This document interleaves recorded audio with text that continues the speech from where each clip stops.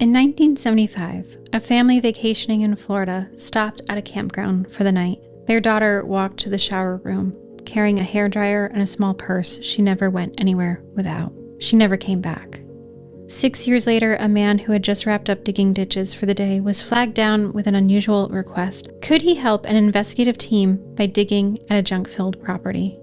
What he found in the ground would take 5 decades, multiple investigations, DNA phenotyping, leaving us with still unanswered questions. Some of the women were given their names back. One is still waiting. This is their story. Hi, I'm Vanessa. And I'm Amy. And you're listening to She Goes by Jane. At the end of this episode and every episode, we will be joined by a special guest who will read an original poem by Amy Baker about the women we're featuring. This week, we are joined by Corinna Smith.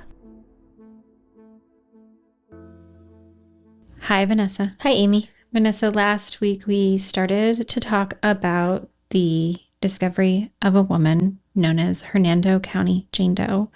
We didn't even get to her story. Right, we didn't even touch that yet because you had so much that came before her. To just fully understand the context of who this woman was, what work has been done to identify her, who she might be, we kind of had to tell the story of basically decades of assault against women and girls. There was so much to get through on that episode. Are you planning on a recap of that? Yes, so we're going to do a quick recap, but first, a few messages from me. One of the easiest ways to help out Vanessa and I in telling these stories of missing and unidentified women is to go and leave us a review wherever you listen to our podcast. That helps people understand what we're about and pushes it out to new people who might be interested in the way that we tell these kinds of stories. Very helpful and very appreciated. Exactly. Number 2. This episode is a part 2. I would definitely recommend listening to part 1, but huge content warning on both of them. Both episodes get into sexual assault, sexual abuse, and that does include sexual abuse and assaults against children. I personally, as a survivor, wouldn't have wanted to come across that without that kind of warning first. So please take heed with that. Okay, so to recap, 1981, we're in California, and a man named Billy Mansfield Jr. has just been arraigned in the murder of a 29-year-old woman named Rene Saling. She'd been seen leaving a bar with him in early December, likely hoping to catch a ride since she didn't have a license. But the next day, she was discovered murdered in a ditch not far from the bar. But when investigators start digging into Billy's past, including multiple assaults in both Florida and Michigan, 2 of the states he lived in, it started to open up more questions, particularly in the disappearance of a woman named Sandra Graham. Sandra, or Sandy as she was known to her friends, had gone out to a bar on the night of April 26, 1980, so several months before Rene was murdered. Now, this was in Tampa, Florida. She'd left the bar with a man to go talk outside. And this was a man who the bar regulars didn't recognize. And she left the bar around 12:30 or 1:30 a.m. and she was never seen again. For Mike Blazo, the detective working Sandra's case, months had passed as he was trying to piece together what might have happened to Sandra and who she might have left the bar with. But in January 1981, while Billy Mansfield was in custody in California, awaiting trial in Rene's murder, Mike Blazo is sent a photo of Mansfield. Looking at the photo and comparing it to a composite image he'd done of the man Sandra was last seen with, he was really struck by the similarities between the two of them, particularly around the eyes. I just about cried, Blazo said, when he saw the 2 images side by side. But what neither Blazo nor the rest of the public could know is where this case would take them next, or just what secrets were exactly hidden in Billy Mansfield's past. I think we needed that recap. That was a lot.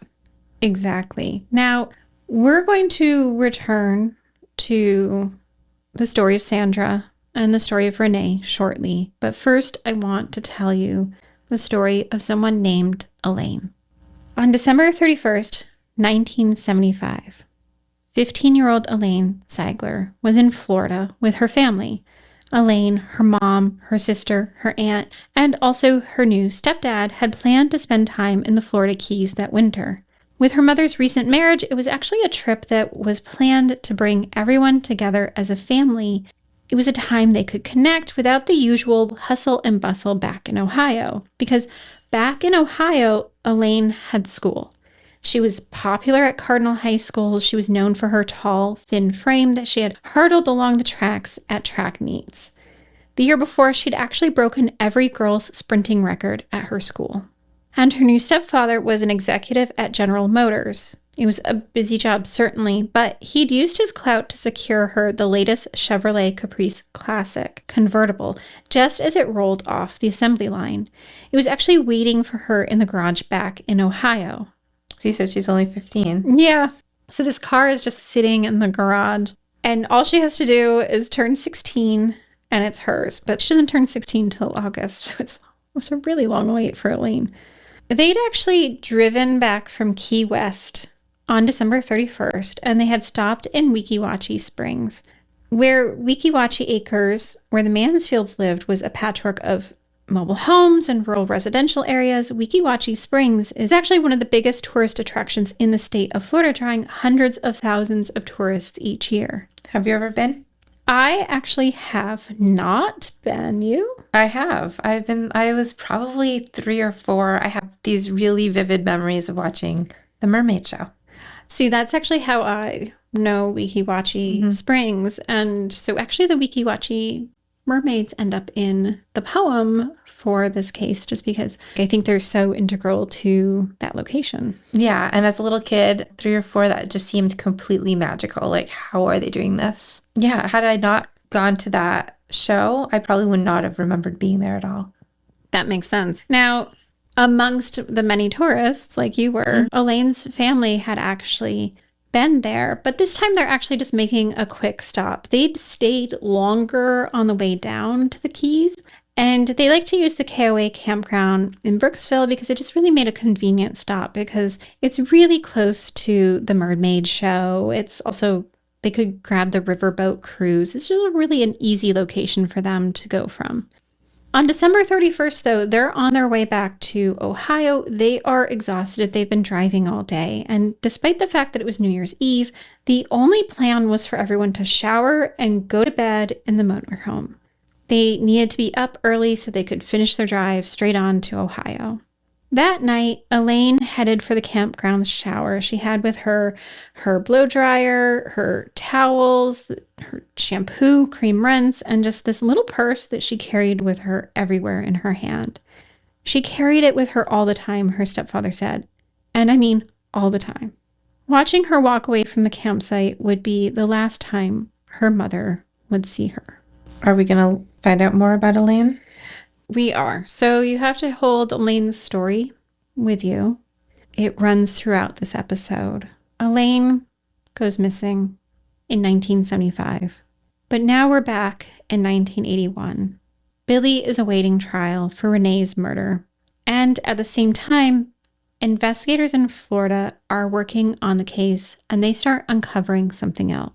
First, Mark Blasio had pieced together that there was a possibility that Billy had been seen with Sandra leaving Pam's Lounge, the neighborhood bar she frequented, so he was the last person seen with her. It was a thin thread to be certain. He wasn't certain that this was the man Sandra was seen with, but then an informant comes forward. They wanted to report a story that Billy had told them. That back in 1975, Billy had picked up a girl at the KOA campground showers not far from his home. The informant goes on to say that Billy had told him he'd had a handgun and had killed the girl after she refused to do what he wanted her to do. The informant claimed that she was buried on the family property in Weeki Wachee Acres. By the time the investigators had told us, Elaine had been missing for over 5 years, but this could have been the break that they were hoping for. They knew they had a girl missing from the campground. When investigators descended on the Mansfield property in Weeki Wachee Acres in March, They were armed with a search warrant, and named on that warrant were Elaine Ziegler and Sandra Graham. And investigators were convinced that they would find both of them there, buried on the property. So they began to dig. So when you say the Mansfield property, you don't just mean Billy's, you mean his whole family? Yes, so this is the family property that is owned by his father, William. As a reminder, at the time, William is in jail for sexual abuse against minors. So he's not there on the property, but the rest of the family is. Okay. Except Billy and his brother, who are out in California. When word of a search at this Mansfield property actually reaches Florida reporters, they don't know yet about Billy or his arrest in California. So they're assuming that the search is connected to Billy's father, William. They think that there's further investigation into William because, again, he had been convicted for sex crimes just the year before. Awful and sad that they're both so heavily into criminal activity that people are just making assumptions. It could be one, it could be the other. We could be searching for multiple people because of multiple people. So at the time, Billy is an unknown to them, though. So, okay, that's right. Yeah. That's right. They just don't know about him, and they're just like, ooh, that William Mansfield again, right? On Tuesday, March 17th, investigators uncovered the first bones, which was a forearm of a human. They believed that it belonged to a person under the age of 20, and Dr. William Winters, a pathologist at Lakes Memorial, said, from the lightness of the bone, it was probably female.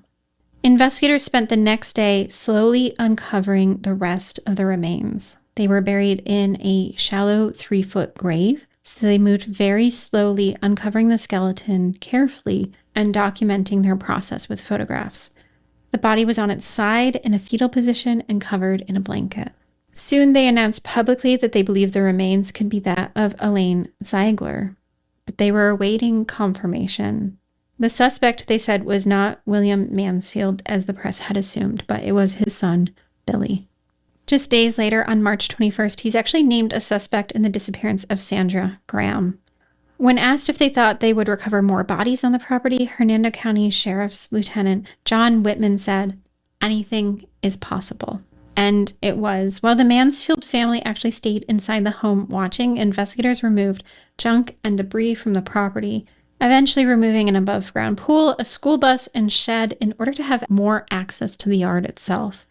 And again, this is a huge yard. It's about 5 acres, so this search is not a small one. And by March 23rd, they uncover a second grave. It's only 20 feet from where the first skeleton was found. At this time, Major Charles Crosby said, we have no idea the age or sex of the second victim or how long the victim had been buried out there. All we know is that the medical examiner has determined the hip bone was human and there is a second victim. The bones of both victims were transported from the property in brown paper bags to undergo more observation and testing. One of the delays in identifying the first was that they were actually awaiting for Elaine's dental records to arrive from Ohio. And when they finally did, the investigators were met with a major disappointment. They'd hoped to quickly identify the young woman as Elaine, but the dental records didn't match. Soon after, they uncovered the third body, while Billy's mother, Virginia, and his brother, Terry, actually watched from a bedroom window. The body was just 3 feet from the window in a shallow grave. I can't even imagine what Virginia is thinking at this point. She must be completely shocked. She is actually more agitated than shocked, I would say. Increasingly, she's getting angrier and angrier about the presence of investigators and the dig actually happening on her property. The family has refused to move or relocate during this process. So is it not surprising to her? She doesn't really express shock, it doesn't seem. She is basically serving as a constant audience to what is actually happening in her yard, and there develops this power struggle between the family and the investigative team. So she's refusing to leave the home. She's getting angry that they're there. Instead of being like, oh my goodness, please help figure out what happened. No, that is not Virginia's tactic here. Is she just not shocked because also of the crimes her husband has already done? How did she take that? It's complicated. And I think that I don't want to take up too much space here with Virginia's perspective on this, but I do think that in our after show on Patreon, that can be a place that we can discuss what's going on with Virginia and how she sees what's happening at her place. As the mom and the wife, I'm just curious. Okay. This power struggle, though, the Mansfields are cited with code violations so that the power and water are shut off from their home. So I won't get into too much, but Virginia does say they're trying to force us out of here. Well, they're going to have to drag me and my family out of here because this is our home and we're not moving. Ugh, even with the bodies on the property. Mm-hmm. Despite her protestations, investigators do continue their work looking for victims and trying to identify the remains. On March 27th, almost a week after they executed their search warrant looking for Elaine and Sandra, investigators actually identified the second body as that of Elaine. This identification was actually made through the dental records because Elaine had a distinctive false tooth, as well as jewelry matching Elaine's that was found in the grave. That included a ring with the initial B on it. Investigators are quick to make clear to everyone that this letter B did not stand for Billy. Elaine had actually found the ring under the couch of a friend's house, and she was just wearing it all the time, and everyone just assumed it was from a boyfriend, and she just would just never really correct people about this. So the B had zero significance. Yeah, it was just, she had found it, she wore it. It's kind of fun. I think she liked that people just made this assumption, and she just would let them. Over the course of the next few weeks, more of the Mansfield property would be dug up as they're searching for more bodies, because based on the information that they had from informants, they believed that they would find anywhere from 4 to 6 women and girls on the property, and so far they'd only found 3. At 9 a.m. on April 7th, Mark Blazo, the homicide detective working on Sandra's case, received a phone call. It was homicide detective Ronnie Reynolds. He wanted to be the first to tell Blazo that they'd found another body. It was the 4th found on the property. Inside the grave was a serpentine-shaped bracelet. It was just like the one that Sandra Graham had worn. It was Blazo who went to tell Sandra's family. He said that when her father opened the door, her father started crying. He already knew why Blazo would be there. An hour and a half later, Mark Blazo, Sandra's father, Ronnie Reynolds, and other Florida Department law enforcement met at a lab, and inside, the 4th victim's remains were on a table. Blazo knew it was Sandra. He said later, "I'd seen her pictures so often that I knew she had beautiful teeth. There was no doubt in my mind it was her." Almost exactly 1 year after Sandra went missing, she'd finally been found. But despite their efforts, investigators failed to locate any other bodies on the property, and they'd failed to identify 2 of the victims, the 1st and the 3rd, who were found on the property. This takes us to January 1982. A grand jury is convened, and at the end of it, they end up charging Billy Mansfield with 4 first-degree murder charges for the 4 bodies that were found on his property, and attempted battery and false imprisonment of Pamela, whose story we opened our first episode with in this series. Billy pleaded not guilty. Just 1 month later, Billy is convicted in the murder of Rene Saling in California. Before Billy can actually even be sent back to Florida for his trial for the murders, one witness gives her testimony. Her name is Peggy Oates Knight, and she actually records her statement because she's soon to be sent overseas. And what Peggy says is one of the few pieces of testimony that will reach the public about this case. Peggy was staying at the KOA campground when Elaine and her family came through on their way to the Keys. Even though she was 22, Peggy became a friend of sorts to the much younger Elaine. She was kind of drawn in by how much it seemed like Elaine was carrying the weight of the world on her shoulders. According to Peggy's testimony, once she knew Elaine started revealing some startling information. She said that her new stepfather had made sexual advances to her and that she had wanted to run away from home. She also didn't want to tell her mother what was happening because her mother had just gotten married to her new husband, and Elaine didn't want to seem to rock the boat, so to speak. So here I was thinking that her stepfather was so awesome for getting her this car. And now I'm thinking the car is a way of making her quiet. We only have Peggy's testimony about this, but obviously there's potential for a lot more. Exactly. Yeah. The night that Elaine went missing, the two of them had been in the recreation room watching Johnny Carson and shooting pool. Elaine had wanted to talk to Peggy about a guy she'd met. She said his name was Billy and that he had promised that he would take care of her. Around 10:30 p.m., there was a knock on the door and a man stepped in. He was disheveled, he had straggly hair, he had dirty clothes. Peggy said it looked like he'd gotten in a dogfight or something. But Elaine didn't seem to notice or care. She told Peggy that she was planning to go to a party with him, and Peggy tried to warn her not to, but Elaine didn't listen to her. She got into his car and drove away. And then you said that he said he was going to take care of her. Mm-hmm. So do you think she's seeing him as the ticket away from her stepdad? I do think so. That Billy has promised her everything is going to be all right. Mind you, at this time, I believe he is actually still married. And he's in his 20s, right? He's in his 20s. She's just a child. But to her, he's offering her something. Mm-hmm. And Peggy makes clear that she says this. She thought Billy was a nice guy who she thought was going to take care of her. So that refrain is throughout here.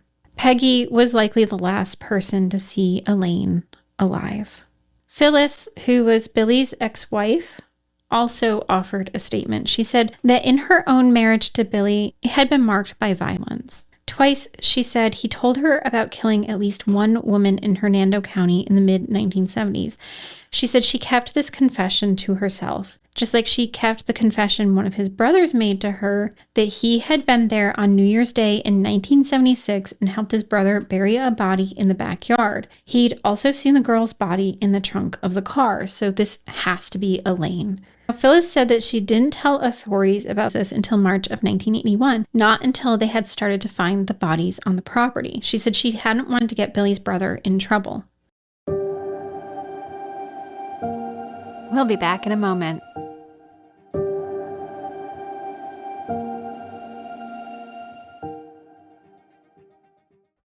As the trial grew nearer, more information like this began to reach the press, including testimony from a man named Robert Bryant, who had been in prison with Billy's father, William. The defense planned to use Bryant in this case, which was something that likely put Billy on edge, because Billy is actually quite defensive of his father. Bryant said that William Mansfield told him about a girl at a KOA campground, a girl who couldn't shut her mouth, so he decided to shut her up himself.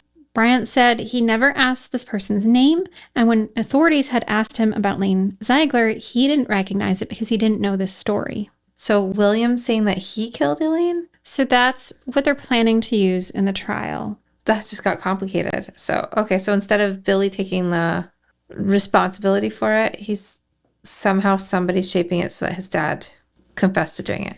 No. So in this case specifically, this is William Mansfield himself saying he killed someone at the KOA campgrounds.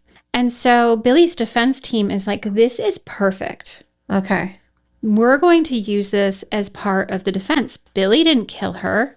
His father did, right? And his father's already in jail.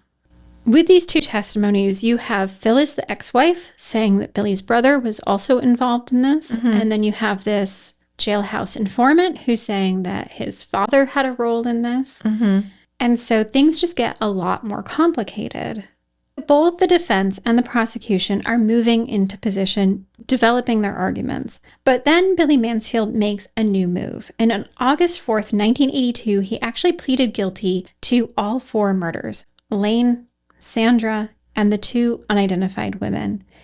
In return, he would serve his sentences concurrently, and that included the sentencing for the murder of Rene. With that, he would be eligible for parole in 25 years. Each of the families are going to have their own feelings about this. He's not going to face a jury, but they also wouldn't have to go through the trial process. Sandra's mother said, "Nothing will bring our daughter back. I am relieved we will not have to endure a trial. We loved her so much. She was so full of life. When something like this happens to somebody else, you think about it, but only on the surface. When it happens to you, it's devastating." But that meant there were 2 families still without answers, the families of the unidentified Jane Does. So shortly after the victims were found in the Mansfield yard, work began on trying to identify the 2 remaining identified victims. Their skulls were sent to a forensic anthropologist at Colorado State University, and he used clay models using tissue depth markers to help determine what they might have looked like. His hope was that someone might see them and recognize them. A few tips did come in, but none of those new leads panned out.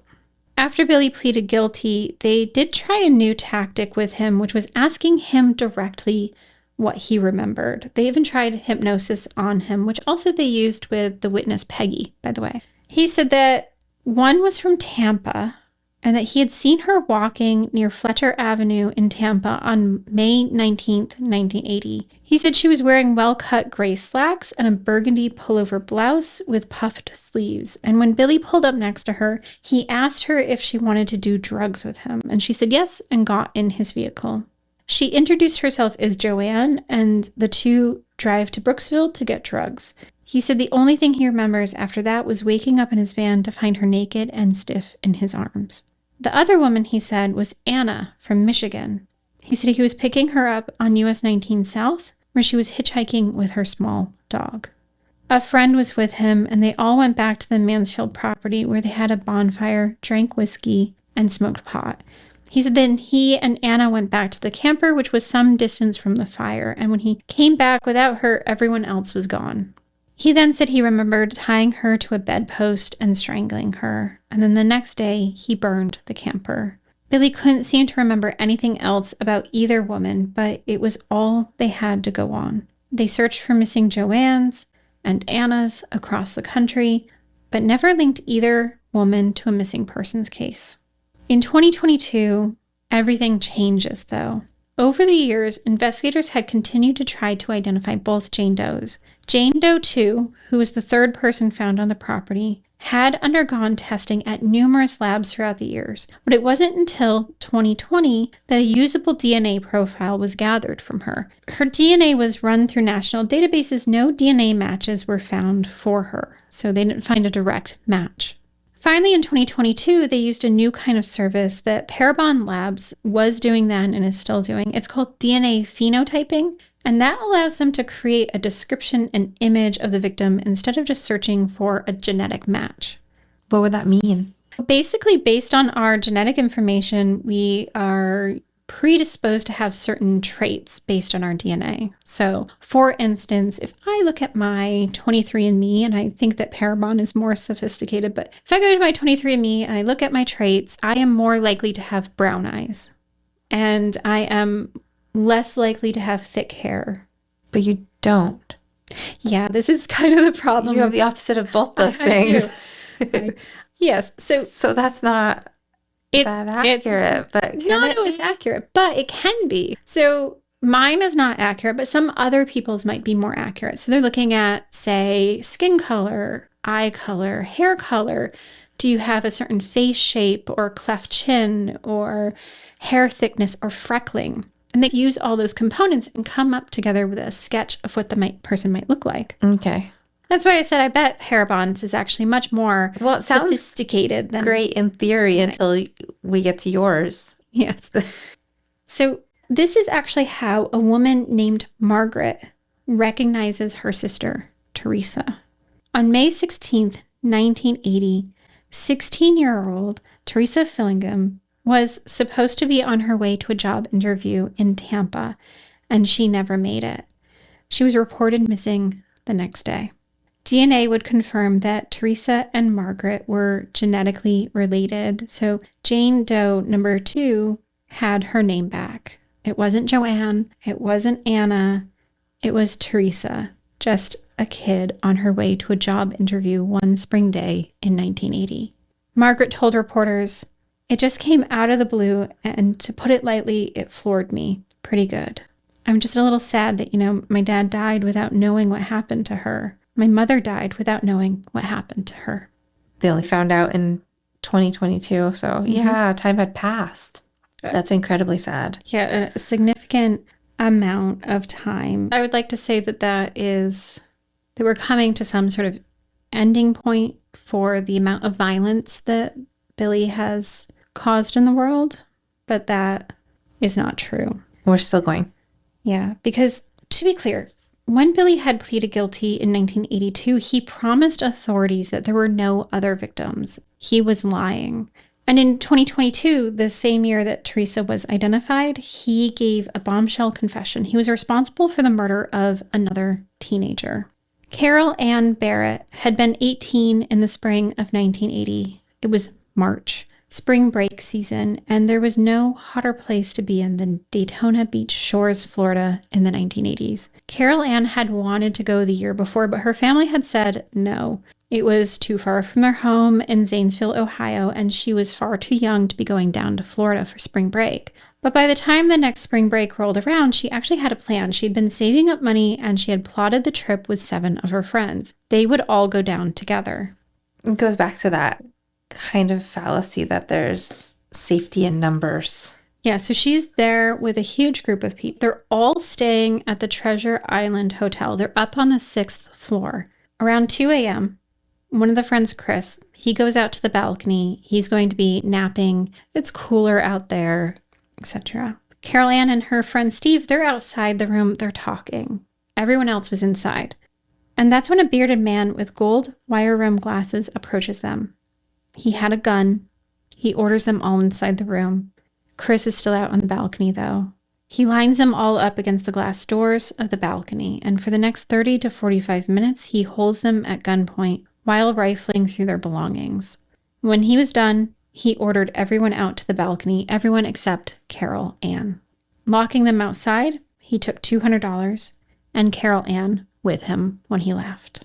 Precious minutes would pass before Chris was able to leap to another balcony, get inside, and call the police. And by that time they responded, the man had about a 20-minute head start. The next day, Carol Ann's body was found 25 feet off of I-95. She was almost 70 miles from when she'd been abducted.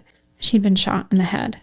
For years, investigators had circulated a sketch of her murderer, a bearded man with glasses, but by 2017, her case had grown pretty cold, and so they reopened it, hoping to look at it with fresh eyes, and that's when they began to look at Billy as a suspect. And actually looking at photos of Billy from that time to the sketch that they were working from, I can see exactly why they would have cited him as a potential suspect.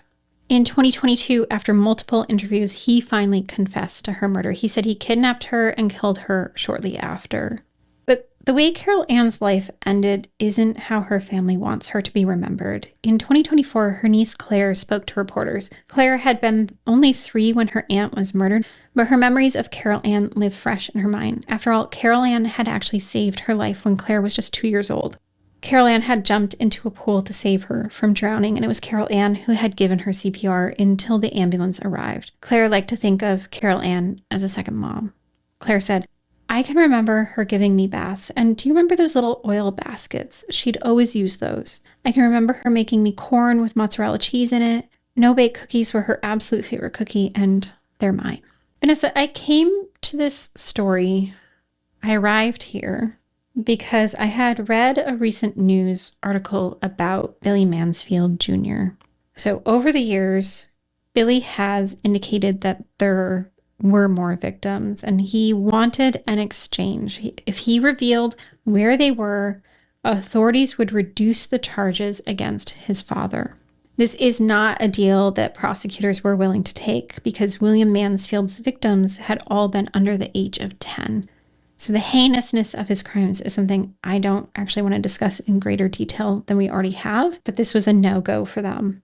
Despite this, investigators have still continued to talk to Billy over the years, hoping he would just reveal more information. The sheriff said, "The likelihood of prosecution is likely 0, but if there are more bodies out here, we want to give them a proper burial and give their families answers to what actually happened to their loved ones." In 2023, Billy gave them information that led them to the intersection of Fort Dade Avenue and Citrus Way, and so they dug there, but they found no remains.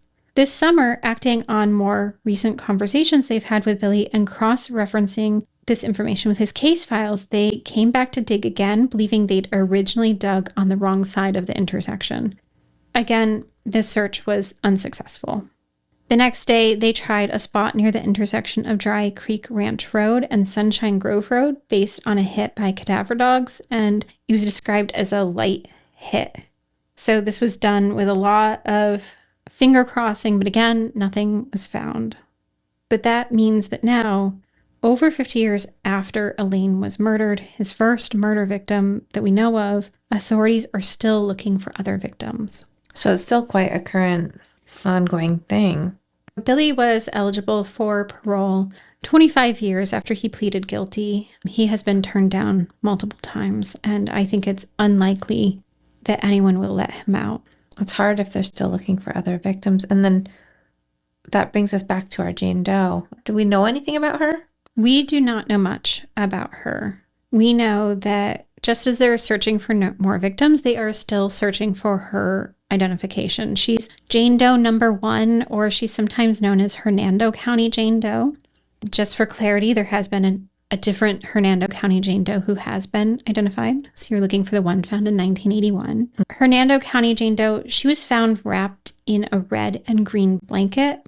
She had with her a very distinctive ceramic pendant. So I'm going to describe it here. I will share photos on our social media. It's about 1 inch in diameter. It's aqua, and there's a drawing of a pink heart with a smaller red heart inside of it. And then there are yellow wings extending from the red heart. And then radiating from the heart and wings are 13 yellow lines.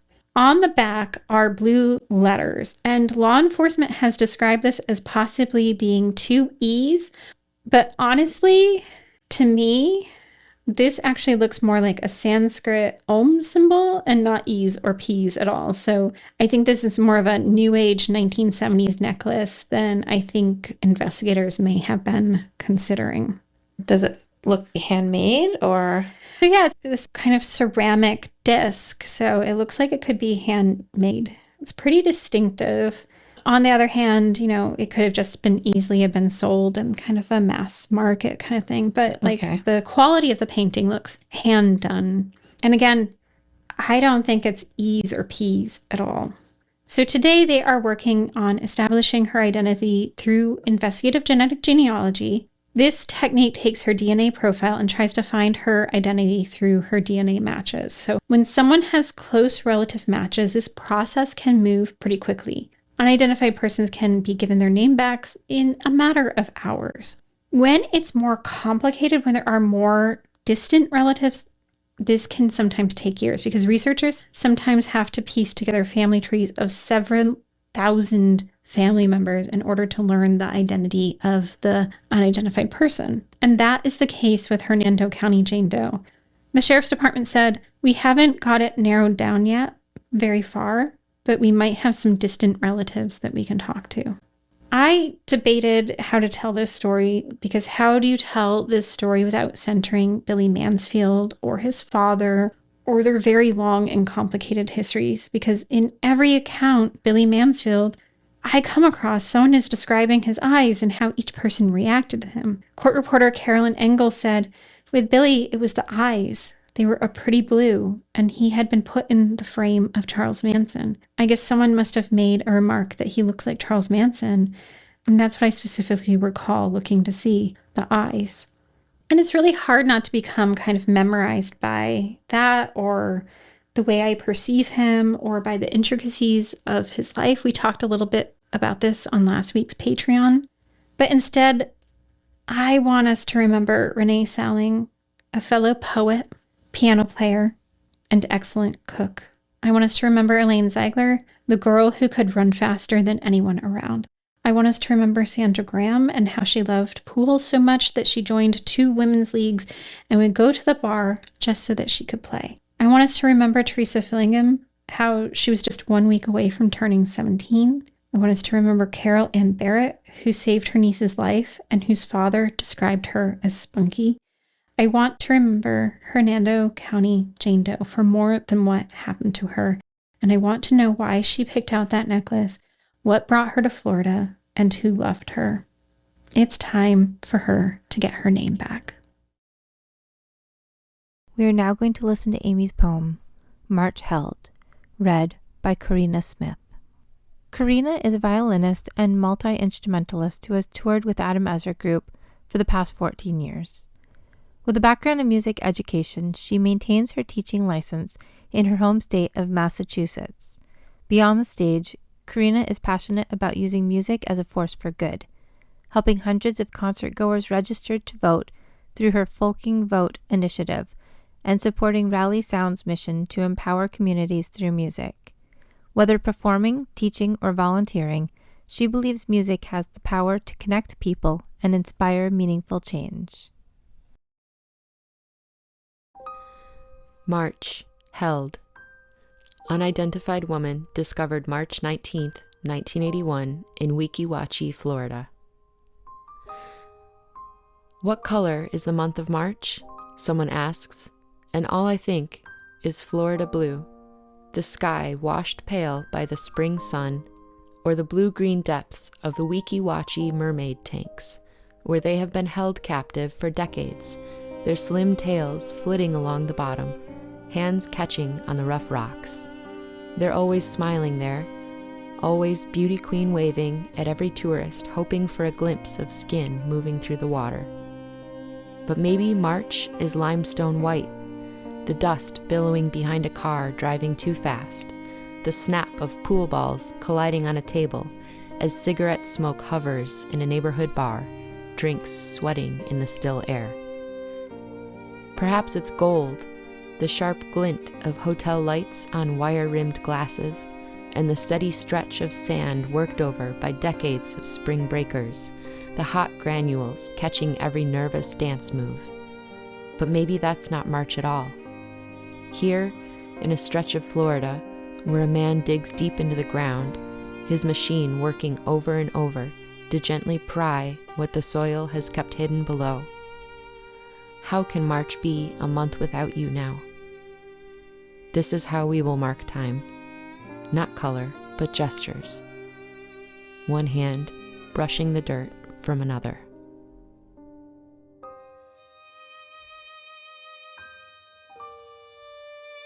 For more information about our show, please visit shegoesbyjanepodcast.com. Bye, Vanessa. Bye, Amy.